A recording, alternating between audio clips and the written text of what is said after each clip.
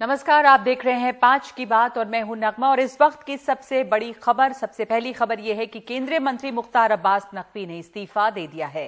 मुख्तार अब्बास नकवी के इस्तीफे की चर्चा चल रही थी क्योंकि उनका कार्यकाल कल पूरा होना है, लेकिन साथ साथ चर्चा यह भी है कि क्या वो उपराष्ट्रपति पद के उम्मीदवार होंगे। और इस वक्त ये खबर आई है कि उन्होंने प्रधानमंत्री नरेंद्र मोदी से मिलकर उनको इस्तीफा सौंप दिया है। मुख्तार अब्बास नकवी का राज्यसभा का कार्यकाल समाप्त हो रहा है और सुबह कैबिनेट की बैठक में प्रधानमंत्री मोदी ने ही उनकी तारीफ की थी। केंद्रीय मंत्री आरसीपी सिंह का भी इस्तीफा होगा। ये खबरें हैं। इस वक्त हमारे साथ मेरे सहयोगी अखिलेश शर्मा मौजूद है। अखिलेश, मुख्तार अब्बास नकवी का इस्तीफा आखिर आज हो गया, उनकी तारीफ हुई और साथ साथ चर्चा ये है कि क्या वो उम्मीदवार होंगे उपराष्ट्रपति पद के लिए, तो कितने मजबूत दावेदार हैं वो और क्या चर्चा है इनके बारे में? देखिए, अब से कुछ देर पहले ठीक 4 बजे मुख्तार अब्बास नकवी पीएम मोदी से मिलने गए और वहां पर उनकी संक्षिप्त बातचीत हुई जिसमें उन्होंने अपना त्यागपत्र केंद्रीय मंत्रिमंडल से सौंप दिया। आपको बताऊं कि आज सुबह जो कैबिनेट की बैठक हुई थी उसमें पीएम मोदी ने मुख्तार अब्बास नकवी की और साथ ही आरसीपी सिंह की जमकर तारीफ की थी। ये दोनों ही वो मंत्री हैं जिनके राज्यसभा का कार्यकाल कल समाप्त हो रहा है और दोनों को ही अपनी अपनी पार्टियों यानी नकवी को बीजेपी ने और आरसीपी सिंह को जेडीयू ने दोबारा राज्यसभा नहीं दी है। आज सुबह जिस तरह से पीएम मोदी ने कैबिनेट की बैठक में इन दोनों की ही तारीफ की, उससे स्पष्ट हो गया था कि ये दोनों की आज की आखिरी कैबिनेट है और इसके बाद इनका मंत्रिमंडल में बने रहना मुश्किल है। इसके बाद आज मुख्तार अब्बास नकवी ने अपना त्यागपत्र दे दिया है। आज आरसीपी सिंह का जन्मदिन भी है तो शायद हो सकता है कि कल वो अपना त्यागपत्र दें। आज पीएम ने उनको बर्थडे पर विश भी किया है। और जो दूसरा सवाल आपका है कि क्या नकवी को उपराष्ट्रपति बनाया जाएगा, देखिए कई सारे नाम हैं जो चर्चा में चल रहे हैं, जिसमें मुख्तार अब्बास नकवी का नाम उपराष्ट्रपति पद के लिए है। आरिफ मोहम्मद खान जो कि केरल के राज्यपाल है, उनका नाम भी है। कर्नाटक के मुख्यमंत्री थावरचंद गहलोत का नाम भी है। साथ ही साथ नकवी के बारे में यह भी कहा जा रहा है कि अगर उन्हें उपराष्ट्रपति जैसी कोई संवैधानिक जिम्मेदारी अगर नहीं मिलती है तो फिर राज्यपाल या किसी यूनियन टेरिटरी का उपराज्यपाल भी उनको बनाया जा सकता है। तो ये नकवी को कोई ना कोई पद जरूर मिलेगा, ये बात जरूर है, क्योंकि नकवी से जब भी इस बारे में पूछा गया कि आपको पार्टी ने राज्यसभा का टिकट नहीं दिया है तो क्या आपकी राजनीतिक पारी अब खत्म हो रही, तो इस पर वो हमेशा कहते आए हैं कि आगे और भी जहां है मोहब्बत के इम्तहान अभी और भी हैं। इस तरह का एक शेर कोई है वो जो बार बार सुनाते हैं। तो इस तरह से वो खुद भी इस उम्मीद में है कि उन्हें कोई ना कोई जिम्मेदारी जरूर मिलेगी। तो उन्हें भी ये उम्मीद है, हो सकता है उपराष्ट्रपति पद के उम्मीदवार हो, नहीं तो कोई ना कोई संवैधानिक जिम्मेदारी उन्हें मिलेगी, जिस तरह के शेर वो सुना रहे हैं। अखिलेश, धन्यवाद आपका। मुख्तार अब्बास नकवी ने फिलहाल इस्तीफा सौंप दिया है।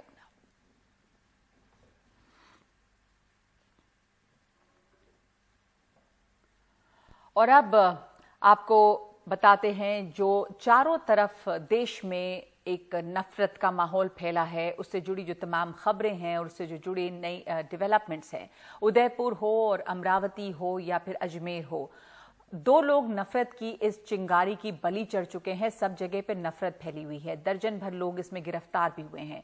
उदयपुर हत्याकांड में अब 5वीं गिरफ्तारी हुई है। ये जो 5वीं गिरफ्तारी है ये 30 साल के मोहम्मद मोहसिन की है। मोहम्मद मोहसिन को गिरफ्तार करके एनआईए के हवाले कर दिया गया है। मोहसिन पर हत्या के आरोपियों रियाज और गौस, जिन लोगों ने कन्हैया लाल की हत्या की, इनकी मदद का आरोप है। बताया जा रहा है कि कन्हैया लाल जो दर्जी उदयपुर के थे, उनकी हत्या के लिए 2 टीमें बनाई गई थीं। पहली टीम के नाकाम होने पर दूसरी टीम इस वारदात को अंजाम देती। मोहम्मद मोहसिन इसी दूसरी टीम में शामिल था। वहीं बीजेपी की पूर्व प्रवक्ता नूपुर शर्मा के खिलाफ नफरती बयान को लेकर अजमेर दरगाह के एक खादिम सलमान चिश्ती को गिरफ्तार कर लिया गया है। कल सलमान चिश्ती का एक वीडियो वायरल हुआ था जिसमें बीजेपी की पूर्व प्रवक्ता नूपुर शर्मा के खिलाफ सलमान चिश्ती भड़काऊ बयान देते हुए नजर आए थे। बयान उनका काफी वायरल हुआ और उसके बाद उनके खिलाफ मामला दर्ज हुआ था। तो ये जो सलमान चिश्ती हैं, जो अजमेर दरगाह के एक खादिम हैं, वो दरअसल कौन हैं? आखिर उनका क्या बैकग्राउंड रहा है? तो सलमान चिश्ती जो है वो अजमेर दरगाह के एक खादिम हैं। सलमान चिश्ती दरगाह थाने में एक हिस्ट्री शीटर भी है। उनके ऊपर पहले भी कई मामले हैं। सलमान चिश्ती पर 13 मामले दर्ज हैं। हत्या और हत्या की कोशिश समेत कई केसेस हैं उन पर। अब नूपुर शर्मा पे भड़काऊ बयान का केस भी उस पे दर्ज किया गया है। तो अजमेर दरगाह से जुड़े जो लोग हैं जो मौलाना है वहां पर, वो अपने लोगों को इस तरह के भड़काऊ बयानों से बचने की नसीहत दे रहे हैं। अगर आपको कोई शिकायत है, कुछ मामला है, तो बराए करम अंजुमन से रुजू हो, हम जिम्मेदारों से रुजू हो। आगे क्या करना है क्या नहीं करना है इसका फैसला अंजुमन करेगी। बराए करम अपनी तरफ से कोई बयान न दे। इससे एक गलत मैसेज जा रहा है। पूरे मुल्क की जो हालात है आपके सामने है। हमें इस वक्त कोई ऐसी बात नहीं करी हम स्वाद बिगड़े या कोई बात बिगड़े या कोई गलत मैसेज जाए बारगाह गरीबनामा से। यहाँ से अमन शांति के पैगाम जाना चाहिए। ऐसी बात नहीं करना चाहिए जिसपे हमारी बदनामी हो। तो दरगाह से जुड़े ये तमाम लोग ये अपील कर रहे हैं कि इस तरह की बात नहीं करनी चाहिए जिससे कि नफरत और फैले और जिससे हिंसा बढ़े, क्योंकि पहले ही सब तरफ नफरत फैली हुई है और हिंसा भी हो रही है। इसमें 2 लोगों की जान तो गई, चाहे वो बात अमरावती की हो या उदयपुर की हो, और तमाम तरह के नफरती बोल भी इस पर सुनाई दे रहे हैं। लेकिन उदयपुर में पिछले दिनों कन्हैया लाल की जो हत्या की गई और जिस तरह से हत्या की गई, जिसका वीडियो सबके सामने आया, ये बेहद भयावह था। बहुत ही निर्मम हत्या थी ये। हत्यारे उसकी दुकान से निकलकर जब भागे तो आगे जब ये जानकारी आई पुलिस को कि ये किस रास्ते भागे हैं, तो वहां पर बीच के एक गांव में 2 ग्रामीणों से कहा गया था कि इन आरोपियों का वो पीछा करें। इन 2 लोगों ने आरोपियों का पीछा किया। इनके नाम है प्रहलाद सिंह और शक्ति सिंह। इन्होंने दोनों का 30 किलोमीटर तक पीछा किया। मोहम्मद और रियाज का पीछा करने के दौरान दोनों आरोपियों ने इन्हें हथियार दिखाकर डराया धमकाया। उसकी जो मोटरसाइकिल है उसका नंबर 2611 है और इसी से वो दोनों भागे थे। आरोपियों को पुलिस ने बाद में पकड़ लिया और आतंकी लिंक के आधार पर अब इस केस की जांच जो है वो NIA कर रही है।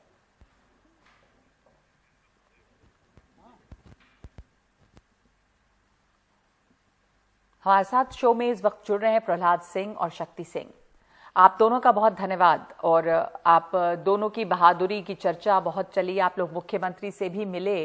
आपसे सबसे पहले यही जानना चाहती हूं, प्रहलाद जी, अगर आप बताएंगे कि आप लोगों को उस दिन इस घटना की जानकारी किस तरह से मिली थी और आप लोगों ने ये कैसे तय किया कि आप इसको फॉलो करेंगे, चेज करेंगे, क्योंकि ये एक हत्या करके ये 2 लोग भाग रहे थे और बड़ी निर्मम हत्या थी और उसके वीडियो सब तरफ चले थे।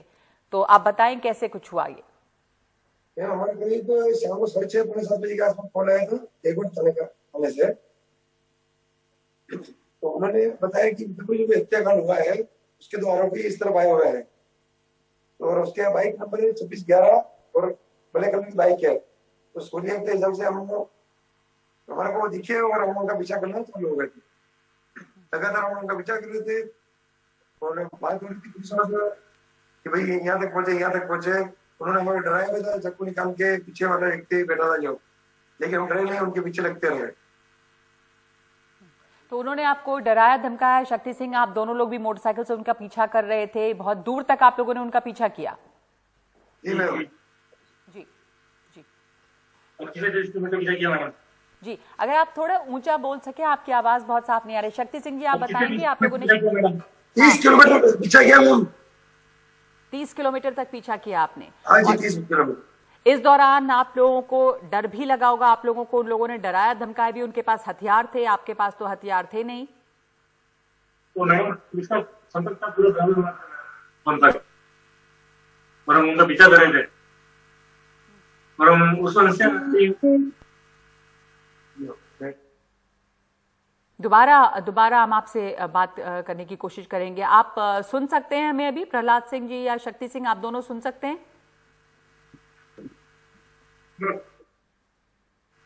आप जी एक एक करके अगर आप बोलेंगे, अगर मैं जिनका नाम ले रही हूं अगर वो जवाब दें, क्योंकि आप दोनों की आवाज जो है उसकी वजह से मुश्किल होती है अगर आप साथ बोलेंगे तो अगर आप दोनों में से कोई भी सुन सकता है तो मैं आपसे यही जानना चाह रही हूं कि ये जो पूरा चेज था, आप लोग उनके पीछे गए और बड़ी बहादुरी से आपने उनका पीछा किया। ये वो खूंखार अपराधी थे जिन्होंने एक बहुत ही निर्मम हत्या की थी और उसके बाद वो भाग रहे थे। आप लोग क्या पुलिस के संपर्क में थे? आपको सबसे पहले इस बात की खबर कैसे मिली थी? जी मैडम, पुलिस के संपर्क में काफी थे मैडम। जी, आप पूरी बात कहिए। मैडम हम पुलिस वाले के संपर्क में थे, उन्होंने बताया था करीबन शाम को 6:30 या 7:15 बजे के आसपास की बात है ये, कि उदयपुर में जो हत्या हुई है उसके जो आरोपी रहे हुए हैं अपनी देवगुड़ी तरफ है, और देवगुड़ी पुलिस ने हमारे को फोन किया था, तो थोड़ी देर बाद में हमारे को दिखे और उनका पीछा करना चालू कर दिया। लगातार संपर्क में थे पुलिस के, यहाँ तक पहुंचे वहां तक पहुंचे, बता देंगे उनको, और रास्ते में उन्होंने उनको डराया धमकाया का पीछा करते रहे, आपको भी डराया था। तो ये लोग आखिरकार वहां पर आप लोग पुलिस के संपर्क में थे, किस किस गांव के हैं आप लोग और कहां पर ये लोग पकड़े गए? शक्ति सिंह जी, आप बता सकेंगे कुछ? हम सुरतपुरा से हूँ और ये डालते हैं केशव देवगढ़ जिला राजसमंद है। ये दोनों अपराधी कहाँ पर पकड़े? आप लोग पुलिस के संपर्क में थे? ये दोनों अपराधी मैडम भीम से 10 किलोमीटर आगे पकड़े गए, टोगी गांव में। आप लोग जब पुलिस के संपर्क में थे, आपके पास अगर फोन आया कि इन लोगों को चेज करने का, तो आपने सोचा कि आप इनके पीछे जाएं? आपको उस समय जरा भी संशय, कुछ भी डर था कि ये इतने खतरनाक अपराधी हैं, आपको उनके पीछे जाना भी चाहिए या नहीं? डर था मैडम, परंतु हमने ये सोचा कि अगर इनको नहीं पकड़ाएंगे तो पूरा देश आज चल रहा होता है। जी प्रहलाद सिंह, आपके दिमाग में क्या ख्याल आया था तब? क्या विचार थे आपके? मैडम कोई ख्याल है, हम तो बाइक लेके जा रहे थे उसके पीछे, मातृभूमि की सेवा के लिए, मातृभूमि के लिए करने में कोई दिक्कत नहीं है, तो मर भी जाता तो इसमें क्या कोई दिक्कत नहीं, मातृभूमि के लिए बनने के लिए तैयार था। अब आप लोग मुख्यमंत्री से भी मिलने के लिए गए थे और बहुत सारे जी बहुत जो आपने बहादुरी दिखाई इतनी, उसके बाद बहुत सारे लोग ये सुझाव भी दे रहे हैं कि आप लोगों को तो पुलिस फोर्स में होना चाहिए। तो आसमान दिलाया हमारे को, बोले पुलिस में किसी में भर्ती करवाएंगे आपको, कोई टेंशन नहीं, और हमारे को प्रोटेक्शन भी दिया है, सुरक्षा भी लगवा दी है घर पे। आप इस तरह के आगे भी काम करने के लिए इच्छुक है? आप चाहेंगे कि आप सुरक्षा बल में कहीं शामिल हो? जी मैडम इच्छुक है हम तो इसके लिए, और हम कंडीशन नहीं किया मैडम, मौका मिलेगा तो आपको तो जरूर करेंगे। जी शक्ति जी, आप भी कुछ कह रहे हैं? तैयार है। शक्ति जी, आप कुछ कह रहे हैं? आप थोड़ा ऊंचा साफ बोलिएगा, आपकी आवाज थोड़ी कम आ रही है। जी बताइए, आप भी चाहते हैं कि आप किसी इस तरह के सुरक्षा बल में कहीं शामिल हो? जी मैडम, हमारी इच्छा है पूरी, और हमें मिलता है मौका तो हम देश की सुरक्षा के लिए हमेशा तैयार रहेंगे आगे। अभी क्या काम करते हैं आप दोनों? हम अभी किसान हैं मैडम। किसान हैं जी। आप दोनों ने बहुत बहादुरी का काम किया है और आपकी मदद से ये दो लोग जो अपराधी हैं, शातिर अपराधी हैं, वो दोनों पकड़े गए। आपने पुलिस की सहायता की, इसके लिए, आपकी बहादुरी के लिए जो तमाम लोग हैं वो बहुत आपके शुक्रगुजार हैं। तो बहुत धन्यवाद आपका, आपने हमसे बातचीत की। तो ये दोनों वो लोग हैं जिन्होंने बहुत बहादुरी से उन लोगों का पीछा किया जो कि कन्हैया लाल के हत्यारे थे। बहुत बहुत धन्यवाद आप दोनों का हमारे साथ शामिल होने के लिए।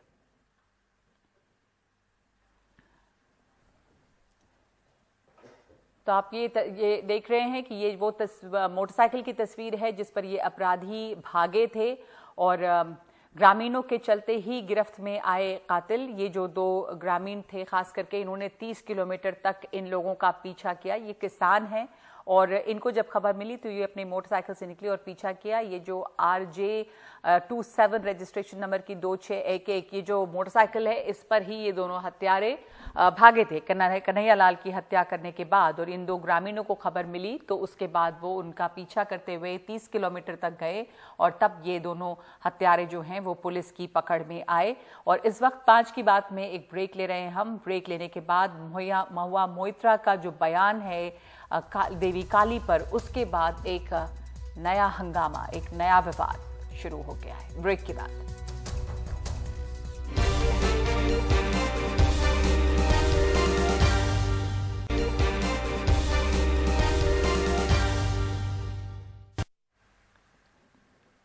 टीएमसी सांसद महुआ मोइत्रा के एक बयान पे हंगामा हो गया है। एक निजी टीवी चैनल पे बात करते हुए उन्होंने मां काली के बारे में जो कुछ कहा था उसे विवादास्पद माना जा रहा है। इस बयान को लेकर बीजेपी महिला मोर्चा ने प्रदर्शन भी किया है। उन्होंने कोलकाता के बहुबाजार थाने में केस भी दर्ज कराया है। खुद टीएमसी ने महुआ मोइत्रा के इस बयान से दूरी बना ली है, लेकिन महुआ मोइत्रा का कहना है कि उन्होंने कोई भी विवादास्पद बात नहीं कही है। तो पहले सुनते हैं कि महुआ मोइत्रा ने अपने बयान में क्या कहा है। ये आप पर निर्भर करता है कि आप अपने भगवान को कैसे देखते हैं। अगर आप भूटान और सिक्किम जाएं तो वहां पूजा में भगवान को विस्की चढ़ाई जाती है। अगर आप उत्तर प्रदेश में किसी को प्रसाद में विस्की दें तो उसकी भावना आहत हो सकती है। मेरे लिए देवी काली एक मांस खाने वाली और शराब पीने वाली देवी के रूप में है। देवी काली के कई रूप हैं। लोगों को ये अधिकार है कि अपने आराध्य की कल्पना अपने हिसाब से कर सकें। इससे पहले महुआ मोइत्रा के विवादास्पद बयान पर तृणमूल कांग्रेस ने किनारा करते हुए अपने ट्वीट में लिखा कि इंडिया टुडे कॉन्क्लेव 2022 में महुआ मोइत्रा की टिप्पणियां और मां काली पर उनके विचार उनकी व्यक्तिगत राय है और किसी भी रूप में पार्टी इसका समर्थन नहीं करती। अखिल भारतीय तृणमूल कांग्रेस इस तरह की टिप्पणियों की कड़ी निंदा करती है। As far as the party is concerned, the party does not approve of the poster of the cinema Kali, which shows Ma Kali smoking a cigarette and waving an LGBT flag. That is not acceptable to us. We do not approve of Mahua Moitra's statement in the matter. Our party is a secular one. It respects own religion, and our party does not want to go into any religious controversy. And as such, the party does not approve of Mahua Moitra's statement, whatever she says. तो इस बयान पे जब विवाद हुआ तो महुआ मोइत्रा ने tweet करके अपनी सफाई भी दी है। महुआ मोइत्रा ने कहा है कि आप सभी संघियों के लिए झूठ बोलना आपको बेहतर हिंदू नहीं बना देगा। मैंने किसी फिल्म या पोस्टर का समर्थन नहीं किया या धूम्रपान शब्द का जिक्र नहीं किया। मेरा सुझाव है कि आप तारापीठ में मेरी मां काली के पास जाएं, ये देखने के लिए कि भोग के रूप में क्या खाना पीना दिया जाता है। जय मां तारा। और महुआ मोइत्रा ने अपने ताज़ा ट्वीट में बीजेपी को सीधी चुनौती देते हुए कहा है कि आ जाओ बीजेपी, मैं एक काली की उपासक हूं। मैं किसी चीज से नहीं डरती, ना तुम्हारे अज्ञान से, ना तुम्हारे गुंडों से और ना तुम्हारी पुलिस से और तुम्हारे ट्रोल्स से तो कतई नहीं डरती। सत्य को किसी और शक्ति की जरूरत नहीं।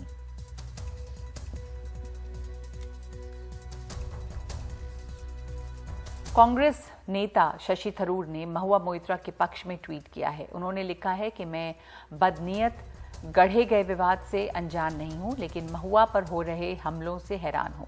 महुआ मोइत्रा ने वही कहा जो हिंदू जानते हैं कि हमारे देश में पूजा के तरीके बहुत अलग अलग हैं। देवी को कोई क्या चढ़ाता है, इससे देवी से ज्यादा भक्त के बारे में पता चलता है। और इस वक्त एक ब्रेक ले रहे हैं हम। ब्रेक के बाद खबर महाराष्ट्र की।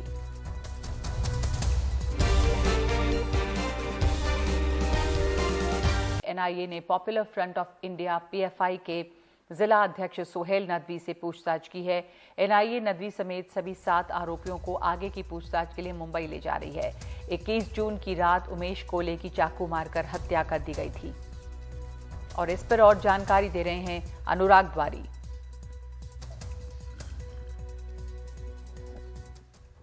अमरावती में जो पीएफआई है उसके जिला अध्यक्ष सोहेल नदवी का ये घर है। इस गली में आखिरी जहां पर आप पीले रंग की एक पन्नी देख सकते हैं, ये उनका घर है। और खबर आ रही कि सुबह 7 बजे के आसपास एनआईए की टीम आई थी और इनके सोहेल नदवी को उठाकर ये पास में नागपुर गेट पुलिस स्टेशन है वहां पर ले जाया गया और वहां सुबह से उनकी पूछताछ हो रही है।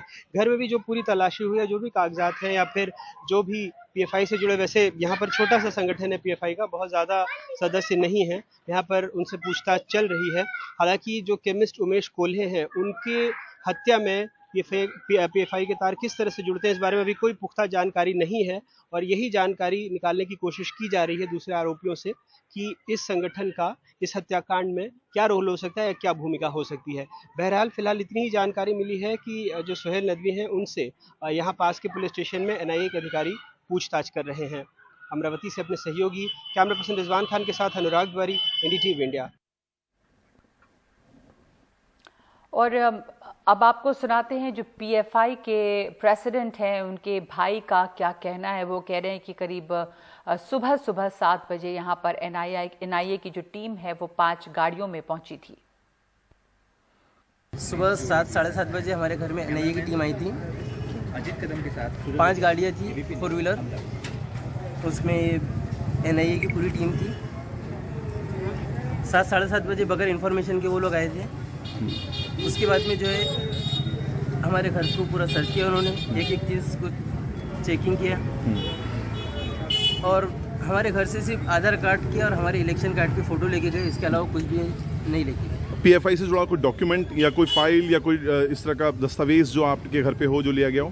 नहीं, पॉम्पलेट वगैरह जो थे मौलवी सोहेल के उसमें, तो वो नागपुर गेट में वो पूरी थैली जमा करके है। क्या पॉम्पलेट में क्या लिखा हुआ था? पॉम्पलेट में ये रिलीफ की जो काम है, तारुफ था उसका, पॉपुलर फंड क्या है करके। अच्छा। महाराष्ट्र के अमरावती में एक केमिस्ट उमेश कोले की हत्या की जांच चल रही है। उमेश कोले ने नूपुर शर्मा के समर्थन में पोस्ट किया था, जिसे कि आगे फॉरवर्ड करने के आरोप में डॉक्टर यूसुफ को गिरफ्तार किया गया है। हालांकि उनका परिवार इस हत्याकांड में उनकी किसी भी तरह की भूमिका से इनकार कर रहा है।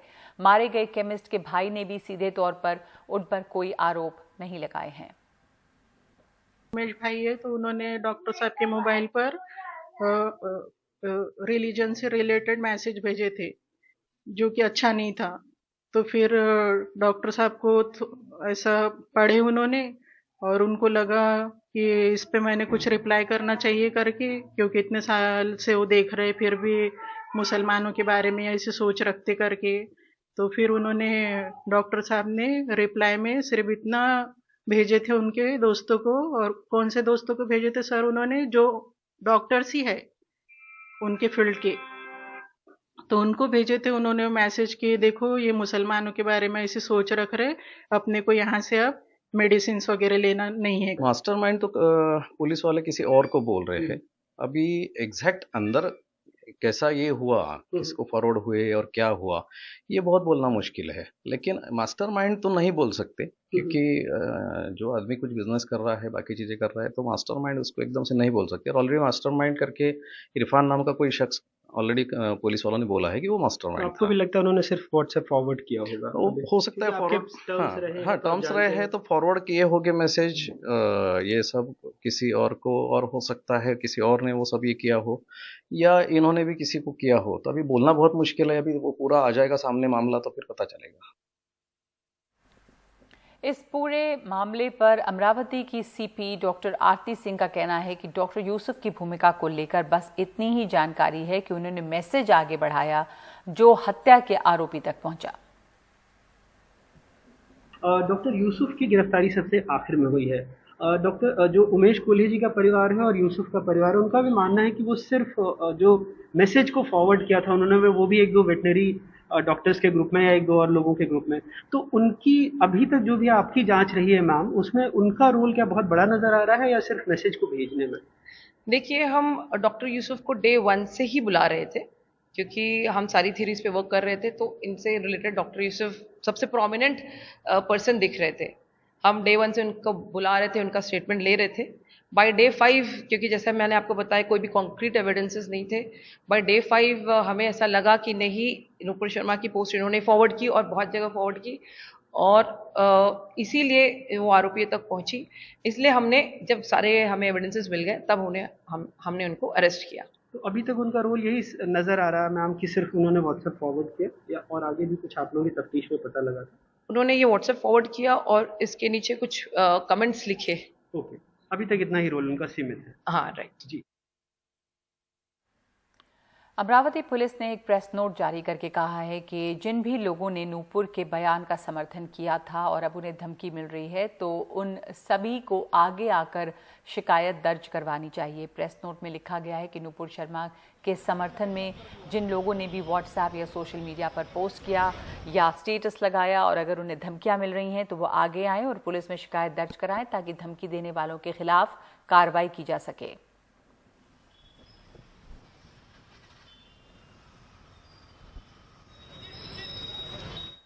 महाराष्ट्र के नए मुख्यमंत्री एकनाथ शिंदे और पुराने मुख्यमंत्री उद्धव ठाकरे के बीच में तकरार जारी है। उद्धव ठाकरे पर निशाना साधते हुए न्यूज एजेंसी ANI से बातचीत में शिंदे ने कहा कि ऑटो वाले ने मर्सिडीज को पीछे छोड़ दिया। उन्होंने ये भी कहा कि उनकी सरकार सभी को न्याय देगी और उनकी और पिछली सरकार के बीच में यही अंतर होगा। वो रिक्शा मर्सिडीज को पीछे छोड़ दिया, रिक्शा ने मर्सिडीज को पीछे छोड़ दिया, क्योंकि ये सरकार जो है ये सर्वसामान्य लोगों के लिए सरकार है।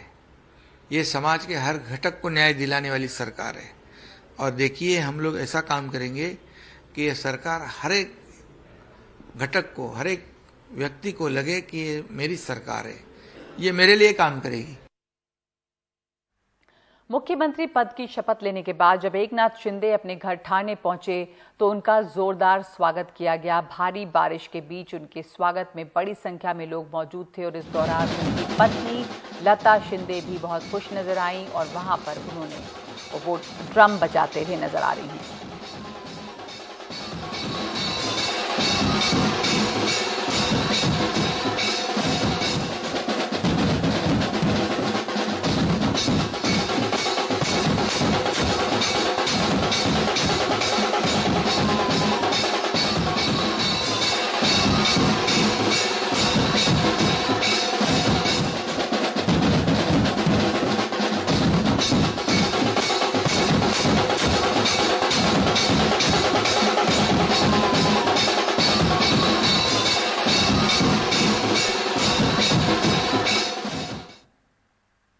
तो सीएम बनने के बाद मुख्यमंत्री शिंदे के स्वागत में ड्रम बजा और जबरदस्त स्वागत उनका किया गया है जब वो वापस आए हैं। और इस वक्त 5 की बात में एक ब्रेक ले रहे हैं हम।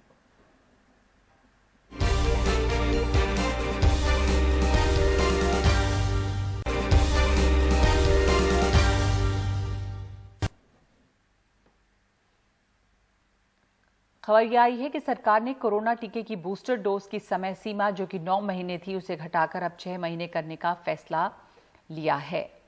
तो इस पर हमें और जानकारी दे रहे हैं परिमल। बूस्टर डोज की अवधि जो है वो घट गई है परिमल, और अब 9 महीने की जगह 6 महीने इसे किया गया है। इसके पीछे क्या वजह बताई गई है? सबसे पहले तो ये लोगों को बताना बहुत ज़रूरी है नगमा कि जो दूसरा टीका का डोज लगा है, दूसरा डोज जो लगा है उसके 6 महीने के भीतर 6 महीने पे बूस्टर लिया जा सकता है। और साथ में ये भी कि इसको लेकर बहुत पहले से कोशिश और कवायद का दौर चल रहा था, जब कई सारे जो साइंटिस्ट हैं इस बात की वकालत कर रहे थे कि बूस्टर डोज, जिसको प्रिकॉशन डोज भी कहते हैं, उसकी समय सीमा घटाई जाए। और बैठकों का बहुत लंबा चौड़ा दौर चला है, लेकिन इस बीच में देखा कि हमने जिस तरीके से मामले बढ़े हैं उसमें अगर एक वाकया याद हो तो ICMR ने ये भी करना शुरू किया था एक वक्त पहले, करीब 1.25 साल पहले, कि जो भी कोविड संक्रमित हो रहा था उससे ये पता लगाया जा रहा था कि पहली डोज कब लगी, दूसरी डोज कब लगी, कौन सा टीका आपको लगा है। तो उससे भी कुछ न कुछ नतीजे पे जरूर पहुंचा गया होगा कि जो लोग फिर से कोरोना की चपेट में आ रहे हैं, कहीं वैसे लोग तो नहीं है जिनके इम्यूनिटी गिर गई है जिसकी वजह से वो चपेट में आ रहे हैं। तो यही बड़ी वजह है कि कोरोना कहीं गया नहीं है, मामले लगातार हम देख रहे हैं।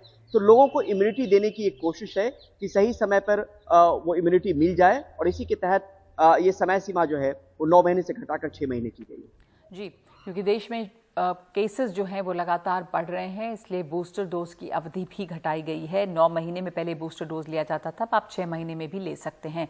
धन्यवाद आपका परिमल।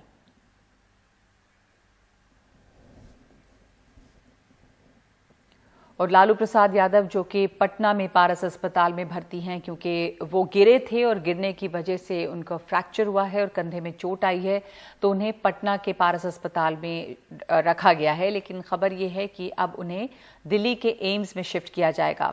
कुछ दिनों से पारस अस्पताल में उनका इलाज चल रहा है। बिहार के मुख्यमंत्री नीतीश कुमार ने आज पटना के पारस अस्पताल जाकर लालू यादव का हाल जाना।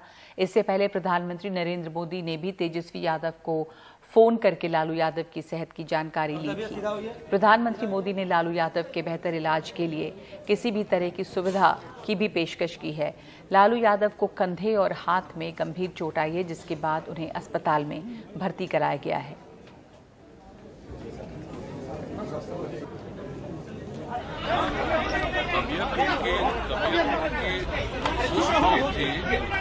उसके बारे में समाचार पत्रों में खबर थी और उसी दिन हमने इनसे बात करके बात कर लिया था और फिर यहाँ लाना पड़ा और यहाँ के बारे में सारी जानकारी हो रहा था। आज तो देखने को पहले से स्थिति बेहतर है, लेकिन ये बहुत अच्छा चीज है कि एक बार दिल्ली में जा करके दिल्ली जाएंगे और सब तरह का टेस्ट कराएंगे और उन से ही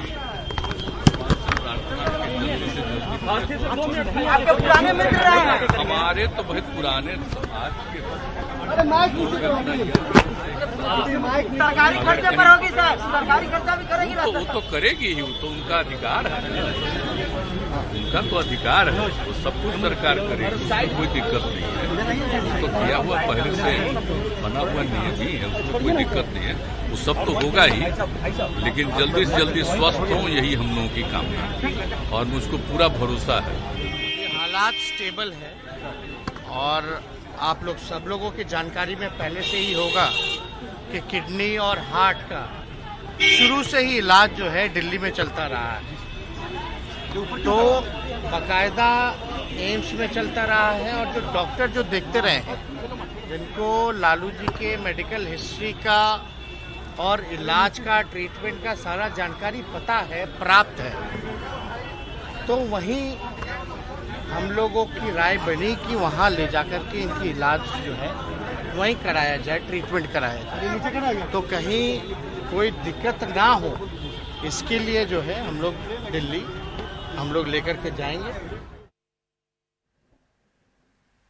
और अब बात महंगाई की। रसोई गैस और भी ज्यादा महंगी हो गई है और आम जनता पर महंगाई की एक बड़ी मार है। रसोई गैस जो है, घरेलू गैस के सिलेंडर, उसके दाम 50 रुपए बढ़ गए हैं। दिल्ली में अब 1053 रुपए का एक सिलेंडर मिल रहा है। घरेलू एलपीजी की कीमतों में बढ़ोतरी का सबसे बुरा असर गरीब परिवारों की रसोई पे पड़ा है।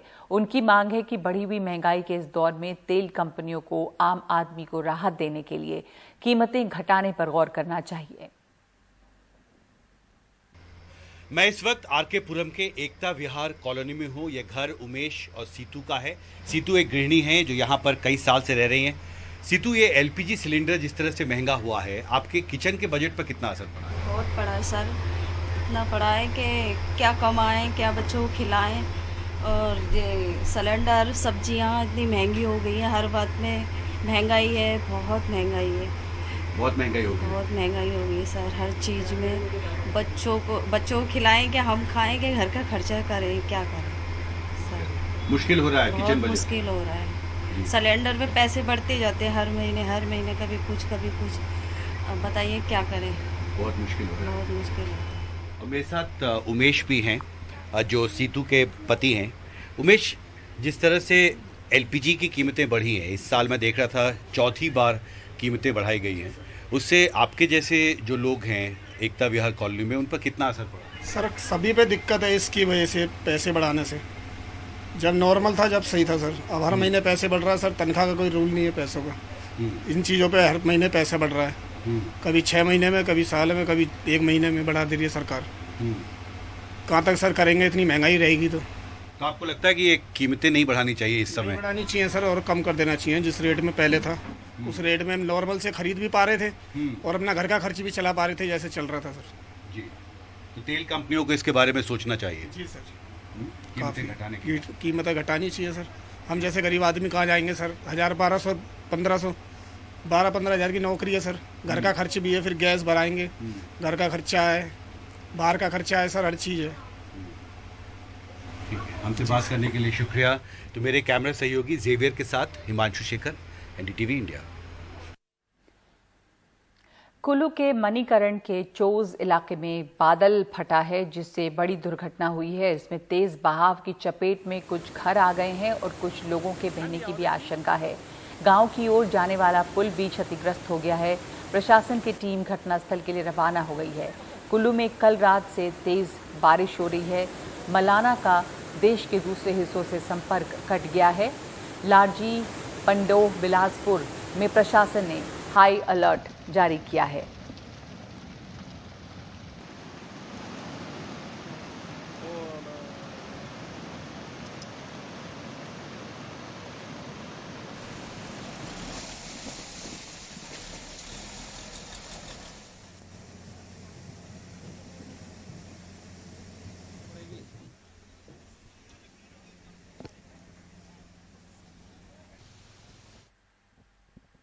आज की बात में आज के लिए इतना ही। नमस्कार।